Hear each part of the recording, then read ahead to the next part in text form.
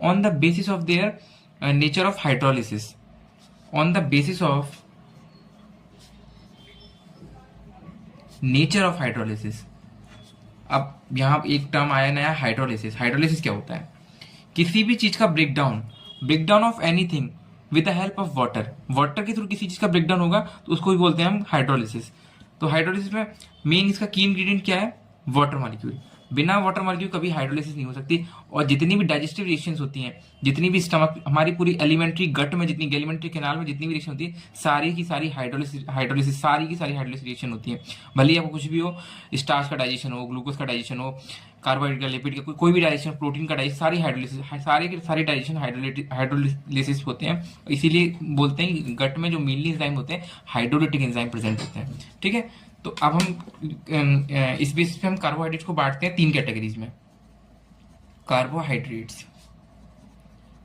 कई बुक्स में, जैसे फॉर एग्जांपल लेंजन में इसको 4 में बांटा है। जैसे फॉर एग्जांपल लेंजन में बोली ओलिगो को, डाई को सेपरेट कर दिया है। बट जो हम जनरली जो हम पढ़ते हैं, हम मतलब पहले से ही पढ़ते आ रहे हैं, हम 3 में ही बांटते हैं। पहला होता है monosaccharides, monosaccharides, सैकेराइड्स।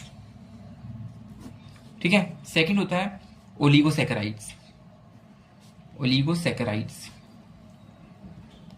And third one is polysaccharides. Okay, all clear? तो मोनोसैकेराइड्स नाम से समझ में आ रहा है, mono plus saccharide, saccharides. Mono means होता है 1। ठीक है, शुरू करें? हाँ, तो मोनोसैकेराइड्स को डिस्कस करते हैं। मोनो मीन्स होता है सिंगल, किसी भी चीज की सिंगल यूनिट, जैसे कि फॉर एग्जांपल मोनोमर, यानी कि जिसका एक ही यूनिट है, वो फर्दर हाइड्रोलिसिस नहीं हो सकती उसकी।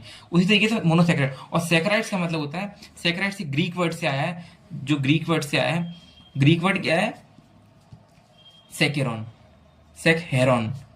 इसका मतलब होता है स्वीट, स्वीट, कुछ मीठा, विच गिव्स शुगर टेस्ट।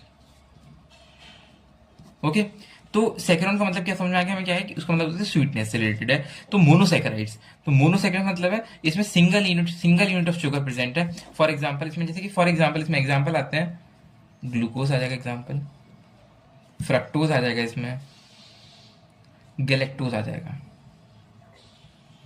इसमें कुछ 2 पॉइंट एडिशनली और याद रखें, नोट डाल के इनको भले लिख लो। जैसे फर्स्ट पॉइंट इसका हो गया कि इसमें जो कार्बन की चेन होती है वो कितना होती है? 3 से 7 कार्बन चेन प्रेजेंट होती है, 3 से 7 कार्बन की चेन प्रेजेंट होती है।